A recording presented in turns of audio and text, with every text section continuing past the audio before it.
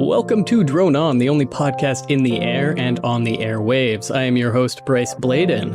On this show, we explore the tech, economics, and people piloting the world's largest drone imagery network. Each episode, we explore how drones are reshaping industries, creating new economic opportunities, and literally changing how we see the world. On today's episode, we explore what happens when drones touch crypto. We examine how emerging technologies like blockchain and concepts like tokenization and decentralization are creating a lot of buzz for drones and drone-based businesses. What is a token-based drone service? And does it really matter? Today's guest is the head of crypto for Spexy Geospatial Inc., Matt Chwierut. Matt, why don't you tell the audience a bit about yourself and your background before we dig into today's topic? Thanks, Bryce.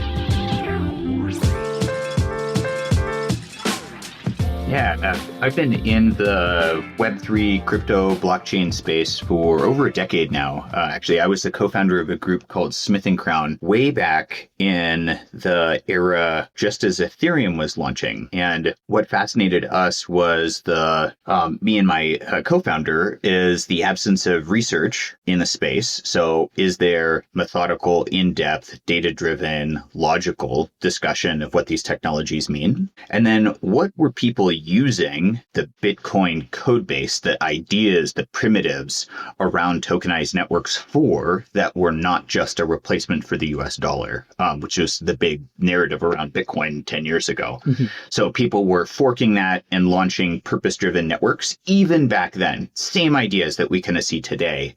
And that fascinated us as an organizational pattern, as an economic pattern, and we just kind of followed that thread. And so I helped grow and scale Smith & Crown. We had a research arm that I oversaw, and then a advisory service where we worked with companies large and small all across the space, Fortune 500s, all the way down to the most crypto-native DGen DAOs, to help them understand how do you build incentive systems that take advantage of tokens, this economic financial governance primitive that blockchain has really kind of introduced to the world with Bitcoin as kind of the first example. So that has been my life for the past decade. And I started working with Spexy 2.5 years ago, actually, and worked with the founders on what would it mean to take the Spexy idea, the vision, the business model, and put it on the blockchain. And that involved a lot of things. Tokens aren't the only one, but involving integrating tokens as a core piece of the business model was a big part of that. We've been through many twists and turns together, but have a model I think everyone's really excited about, and we're excited to show the world. Got it. So you said a few words there that might actually require a little definition, but the one I think we should be absolutely clear on is what a token actually is. You brought up Bitcoin. Bitcoin's a token, correct? In the way that I understand it, yes. So what is a token on a blockchain-based project? Yeah, there's a great clarification. The way that I typically use the term tokens, it is a provably scarce, digital, transferable instrument of value. And it's a thing that exists in a database, and it is in a database that is decentralized. It's a thing that we can swap, and it's a thing to which we can ascribe value. And the most important thing about it, like what makes it very unique from other kinds of tokens that preceded it, is it is provably scarce. The supply is such that everyone can see it at any point in time. This is very different from things like World of Warcraft Gold or other forms of digital currencies that have been with the internet and been with the digital era for many, many decades. What is unique about something like Ether or Bitcoin or Helium HNT is that everyone can see what the supply is at any point in time. And that really helps markets form around them and allow them to function also as financial instruments. So when it comes down to it functionally, that's all correct from my understanding as well. But functionally, a token is a unit of value. And so when it comes down to supply and it needing to be limited, to my understanding, that is ultimately what separates it from like your Counter-Strike gun skin from 2007 that a company could just produce out of thin air and might be valued by some folks, but otherwise lacks those economics that apply a unit of value. And so just to summarize for people who might be learning about this for the first time, if blockchain allows two people to trade value with no one in the middle, a token is a unit of value in that relationship. So what does a token-powered network mean? Like, what is the token powering? What does this mean to you, or what are some examples of this? Yeah, this is great. And it is a topic I've thought about a lot and can speak about a lot. So you'll probably have to cut me off. But the way that I have thought about this and just where this instrument kind of fits in recent history is actually looking at the two ways up until Bitcoin and tokens, we humans in the modern era have launched and monetized networks. And there have been two big pathways, playbooks, primitives. One is something that is entirely open source. So it is an open, zero limited financial incentive protocol. So a set of rules digitally enforced that everyone opts into. And that is one way of doing it. That's like TCP/IP, HTTP, IMAP. Linux it can be thought of as a form of an open source protocol. It's not quite in the same way, but the basic idea is that is a set of rules anyone can maintain, is totally free to participate in. That's one way of developing a network. The other way of developing a network is something that is more like a platform. So Facebook, Instagram, all the way back to AOL Instant Messenger, but you have a layer where a centralized intermediary controls what we see, how we communicate, and has administrative rights over all of the technological interactions that occur on it. Open source has been incredibly powerful, huge success. Most of the value that is created is on top of it. And those networks are incredible in being maintained by candidly well-intentioned technical geniuses who volunteer their time and expertise to help maintain them. They typically are financed through grants or donations, and those can be driven by a lot of the companies that are creating privatized value on top of them. So open source, it's a model that works really well. It kind of relies on this expert volunteer mentality that has been such a core piece of the internet, but does potentially arguably really limits who can participate. The platform route, a kind of centralized network, is privately held, and ultimately everything that occurs on the network is owned. This is different, I think, from how the vision of Web 2.0, back when it was called Web 2.0, was sold in the late aughts in Silicon Valley. That's where I was working at the time. And it was open, permissionless. People used kind of a lot of these terms, and it took about 10, 15 years to realize actually not. All these networks were controlled. Whatever the shareholders or the CEO kind of thought would be best for the network, which was actually best for the company that was making money off of the network, they could do. So those are kind of the two routes. Yeah. Tokens allowed a third route where you could have something that was open source, but that was also financialized as part of the core code base layer. So it didn't have a central administrator that technically and legally owned everything that occurred on the network, but it also didn't have we need to rely on the heroic technical geniuses to maintain it. And so tokens allowed this open source protocol where there's a financial stake in the success of it as a network, not as a company, not as a single product, but as a thing that is collectively co-created by all of its contributors. So to sort of summarize what you said, a token-powered network effectively just means the system runs on tokens as fuel, like how gasoline runs on a car. And the internet, as we knew it a decade or two ago, primarily had two examples of a network, as it were. You have something like your phone network. Verizon builds a cell tower. You pay Verizon monthly fees. Verizon profits. You have to assume Verizon, as the owner of that network, is going to make decisions that benefit the network, but you also got to assume they're probably doing it for Verizon at the end of the day. They're legally obligated to do that. True enough. On the other side, we have something like open source networks, and network is even a bit of a challenging way of putting it, because what makes a network work is, in my mind, governance and incentives. And what open source has always lacked, unfortunately, is some degree of effective incentives for maintainers and creators. To put this simply, there are a lot of websites on the internet that are effectively held together by some guy who's probably in his 50s in Eastern Europe. And once he stops maintaining that open source resource, a lot of stuff's going to break. Yep. but it's free for companies to use, so why wouldn't they use it? But now we are seeing a third option arise, the token-powered network. And actually, there's an example I want to talk about here, parallel to the Verizon one, which is something like Helium, which is a token-powered network that is doing a lot of stuff we're talking about here.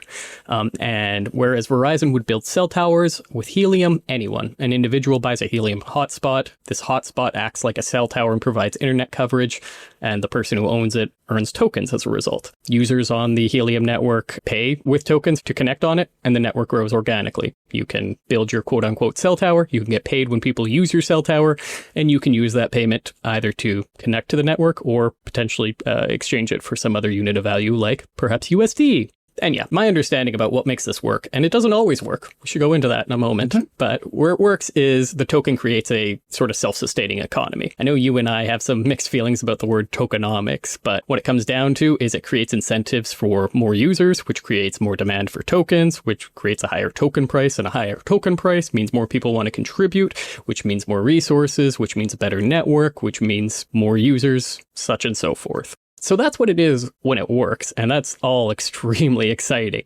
What I'm really curious about is when it works and when it doesn't work, and what is the defining difference. We don't have a lot of examples. It's a hard space to make work. It is a very hard space to make work. There is one distinction that I want to draw that I think is very important in the world of token-powered networks and incentives. And one, and this is just from a designer's perspective, is actually drawing a distinction between users and contributors of a network. And what tokens are very good at is incentivizing third-party contribution, where what you're contributing is not kind of usage. Like a Bitcoin user would be someone who sends Bitcoin, but the contributor is the miner who processes all the transactions. The Bitcoin network can exist without users. It cannot exist without the contributors. And so when we think about, and when I kind of think about very successful token economies, they are really using incentives for contributors, people building the network, providing the infrastructure, providing the expertise.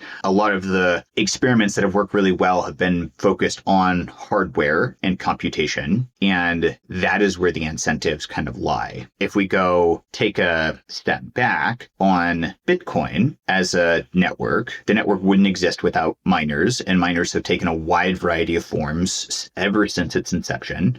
Some estimates that I've seen from Glassnode are that the total cost of production of the Bitcoin network up until 2023, and this is like capital, OPEX, and electricity, all those things, it's around 33 billion. It was around 33 billion. That is for a program. Like, there is no employer that tells all those miners what to do and to spend all that money. That was all like private third-party money of people bringing these to contribute to and earn this resource. That's incredible. Just as a form of how do you coordinate and accrete private capital and contribution. And so that is, now let's go to Helium. The incentives that are so powerful are on the Helium miners, so the hotspot providers. So how Helium works, you're right on that. There is a cell tower version where you have centralized operators. They're building, deploying their own infrastructure. There are regulations around sharing that infrastructure with kind of other big providers, but they are still fundamentally financed by entities that own them and can monetize based off of them. In Helium, people can anywhere plug in hardware that broadcasts a network that people can use if they have tokens. So they get anyone with tokens, with the Helium tokens, can access all the bandwidth that is part of this network. And it is very dense. Interesting fact, there's probably about 100,000 Helium mobile hotspots in the US. There's probably about 100,000 cell towers that have been built cumulatively. And those upgrade and stuff all the time. So in the span of a very short number of years, less than 5, Helium hit that threshold of deploying as much accessible hardware and connection points as all of the cell companies that had preceded it. It's very US-centric, it's kind of a moment in time. They're apples to pears as an example, but it's still it showcases part of the power of having those open incentives where anyone can come and contribute capital, time, expertise, hardware to a network, that it can grow and scale so much more quickly than if it were centrally managed. Absolutely. Helium's success is pretty wild to me, if only because they actually launched almost the exact same year I got out of the industry. And they were doing it the hard way, which is to say with physical infrastructure. Mm-hmm. They built the largest Internet of Things network globally, and they did it entirely through community incentives. They're in over 80 countries since they launched in 2019. They have over 100,000 mobile subscribers. But as noted, as often comes with being first, they also showcase a lot of the challenges in the space. For example, a lot of these things get approached by, I don't know what else to call them other than early adopters, whereas in August 2019, you could earn up to 33,000 of the Helium token. Now you'd probably earn about 2 a month by comparison. And that level of difference, there's a lot of things that can affect it, because the reality of Helium and the reality of a lot of these decentralized networks is it's not just a question of who's using it and who's contributing it, but also who can try and take advantage of it somehow. And when you open that up on the global scale, there's a lot of hidden problems that you might not have even ever existed. Nobody's done what Helium's doing at this scale. Mm-hmm. And so Helium had other things, like there were probably a few dozen wallets that controlled the majority of tokens. Revenue was a little challenging to calculate in many spots, and depending on where you live, your electricity costs might not make the network as viable as it once was for folks. At the same time, Helium does command a $473 million market cap, and they are not the only crypto project I can think of that's succeeding in tokenization, and they're not even the only DePIN, decentralized physical infrastructure, which is a crypto project, just a harder to succeed at one because there are physical hardware involved. They're not even the only one doing that. Akash also comes to mind. They are I think you get a rent GPU services from them, basically. They have $4.2 million in annual recurring revenue for what is effectively cloud-based GPU resources, which follow a similar model of it's decentralized, it's token-based, contributors are rewarded with tokens, customers access via tokens. And then you have something like Render, which takes the concept of Akash and I think specializes it even further with extremely high-scale rendering capabilities versus what I think Akash is doing, which is just general GPU. And just for context, access to graphics processing units, GPUs, has become more expensive and more challenging over the past 5 years. So what was started 5 years ago is only probably raised in terms of its value. But as noted, there are some real challenges here. Transaction costs, this thing called Sybil attacks, which is to say when people fake data, it's almost always easier to fake something than to do it for real, which puts an onus on a project to verify data, which is just another thing to consider. But Matt, I think I've started talking over you as my coffee hits me, and we've only got a few minutes left. Before I let you go on this topic, I gotta ask, when it comes to tokenization in drones, what's exciting you? What's worrying you? Specifically for the system that we're about to launch. Tell me about the system you're about to launch. Yeah, it is something that has been the product of a lot of thinking and deliberation, minds far greater than mine, and people who were very, very visionary in this. And we're excited about a couple things in revealing this to the world. One is using tokens to distribute value to pilots. Tokens are a lot of different things. I think of them as this weird mixture between a product on substitute for compensation. So like a salary, the vast majority of the world uses dollars, not universally, but uses dollars. And not even just, I mean like fiat cash. They use cash. And third is equity. Equity, I just mean as an ownership share as in the success of some collective endeavor. Equity is kind of specific to a corporation, but more broadly imagine it's like if there's a collective endeavor in the world, who owns that, who can kind of profit from it. Tokens have the properties of all three of those things. And in another network, so now we'll kind of shift to, we talked a little bit about Web 2 digital networks. There are also physical networks in Web 2. Uber, Airbnb are kind of the two biggest examples.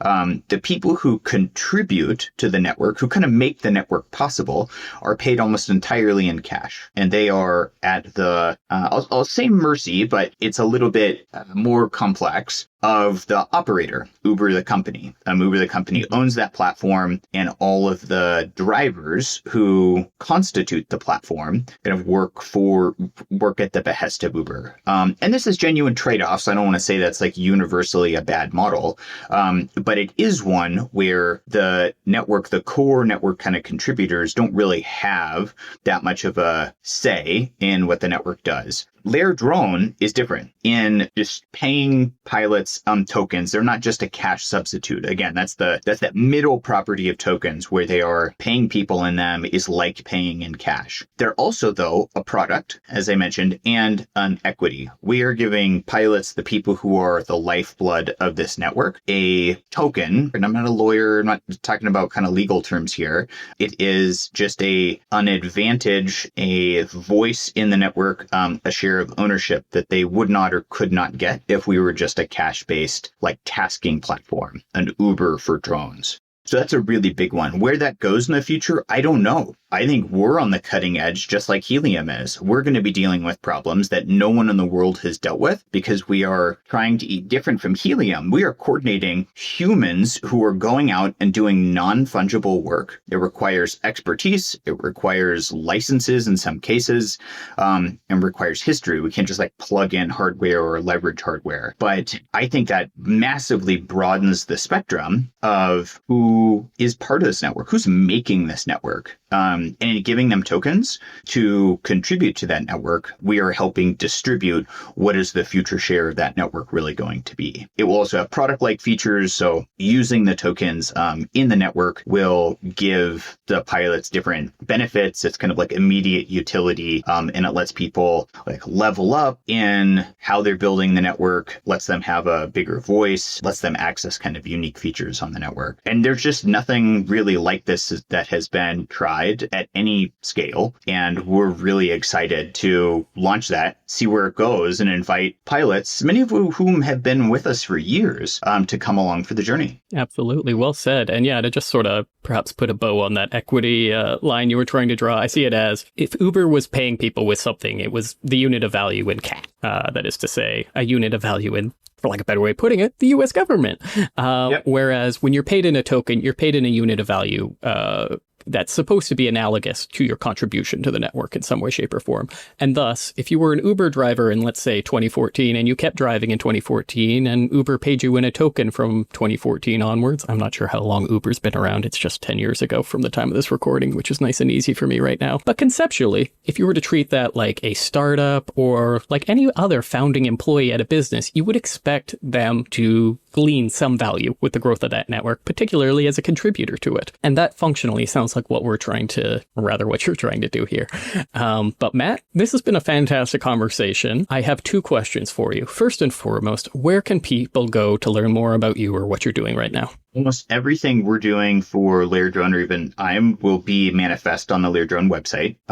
We have some basic documentation there, and we are really looking forward to increasing that. As I mentioned, I think the story of LayerDrone, how it came about, is really good. A lot of thought and deliberation has gone into the designs, the trade-offs, the overall architecture, and that's where we're going to be showcasing what happened behind the scenes. What were all the considerations we really wrestled with? So people can see the LayerDrone is really taking a lot of these topics very seriously. Excellent. All right. Even more important question. Do you have 2 minutes to play our very special segment, The Bryce is Wrong? Everyone looks a little horrified. Yes, it depends. Let's see. I'm going to tell you 3 facts about myself that relate to tokenization. And you have to tell me which one of these facts is a lie. You ready? Yes.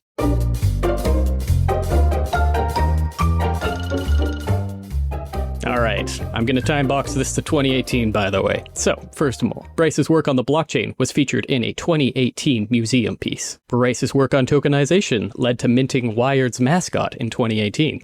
Bryce tokenized NBA star Steph Curry in 2018. 2 truths, 1 lie, Matt. Which is it? I'm going to go with the second one. I would bet that your work and early work was featured in Wired. And I do know that you were around the entity that led, kind of showed the world what tokenizing ideas and celebrities were really about. So I'm going with the second one. Unfortunately, we did mint Wired's mascot. It was a crypto kitty. I can't remember his name, but got him sealed in a magazine on my wall right now. No, the lie, and admittedly, bit of a trick question, was tokenizing Steph Curry in 2018. For context for the group, I was working with Steph's talent agency, which did have the right to license his stuff for this, but Mr. Curry did not find out about it until about a day before launch. Good news, I think this effectively led to NBA Top Shot in 2019. That's what I was thinking of. But in 2018, it led to a slight aneurysm on my end. So that never technically happened. Thank you so much for participating, Matt. There are no prizes, but I sure hope you had fun. Well, the game was actually the Matt is misinformed. That's what we actually played, it appears. All right. Well, I'll tell you what. I will send you some collateral from the Curry Kitties, as we called them, that I'm sure my former employers would despise ever getting out there. Love it. All the best, Matt. Thanks Thank you so much Bryce. for your time on today's show. Thanks for listening to Drone On. Subscribe wherever you get your podcasts to get a new episode every week. And leave us a 5-star review on your podcast app of choice. You can learn more about our sponsors at spexy.com, that's spexi.com, and LayerDrone.org. Find out how you can contribute to the world's largest drone imagery network too. Thanks again for listening.